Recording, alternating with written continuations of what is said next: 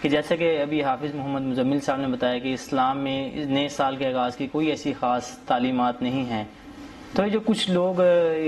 کوئی خاص رنگ کا کپڑا جیسے کالے کپڑے پہن لینا، اس حوالے سے کیا تعلیمات ہیں کہ ہم کسی کلر کو خاص کر لیں یا کسی کام کو خاص کر لیں مہینے کے اعتبار سے؟ اصل میں لباس کے متعلق اللہ تبارک و تعالیٰ نے قرآن مجید میں اور فرقان حمید میں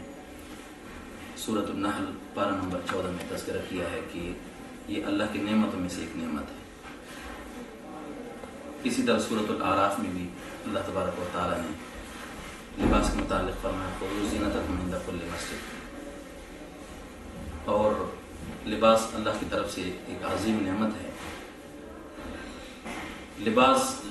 جو محرم الحرام کے دنوں میں ہم سنتے ہیں اور دیکھتے ہیں کہ ایک خاص لباس لوگ پہنتے ہیں، اس کے متعلق وہ یہ ہے کہ شریعت مطہرہ اور احادیث صحیحہ اس بارے میں کہ ایک خاص لباس ان دنوں میں پہنا جائے، اس بارے میں بالکل شریعت ساکت اور خاموش ہے۔ ہاں، لباس میں اباحت ہے، عموماً جو بھی لباس خصوصاً رسول اللہ صلی اللہ علیہ وسلم نے اس کے بارے میں منع نہ فرمائی ہو وہ لباس منع ہے، باقی ہر لباس جائز ہے۔ اور نبی صلی اللہ علیہ وسلم سے صحیح حدیث سنن ابی داؤد میں ہے، رسول اللہ صلی اللہ علیہ وسلم نے فرمایا کہ تم سفید لباس کو پہنو،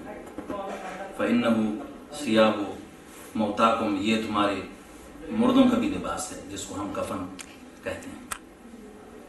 تو سفید لباس کو ترجیح ہے، اور اس کو سوگ کا لباس بنانا اور غم کا لباس بنانا کہ یہی لباس خاص کر دے، تو شریعت میں اس کا کوئی ثبوت نہیں مل رہی ہے ہمیں۔ جتنا بھی ہم نے ذخیرے احادیث میں پڑھا ہے یا دیکھا ہے، تو اس کے بارے میں ہمیں یہ معلوم نہیں ہو سکا کہ یہ لباس خاص لباس، کالا لباس، اس بارے میں صحابہ کرام یا تابعین یا ائمہ حدیث نے کچھ ابواب باندھی کیا ہو یا کچھ اس بارے میں کچھ تذکرہ کیا ہو۔ تو لہٰذا ان دنوں میں اس لباس کو پہننا اور کسی قوم کا شعار بنانا اور ان کا کثرت کو بڑھانا، چونکہ ہمارے سنی مسلمان اور وہ بھی یہ لباس پہن لیتے ہیں، تو اس بارے میں کوئی شریعت میں کوئی اس طرح نصوص وارد نہیں ہے۔ باقی واللہ اعلم۔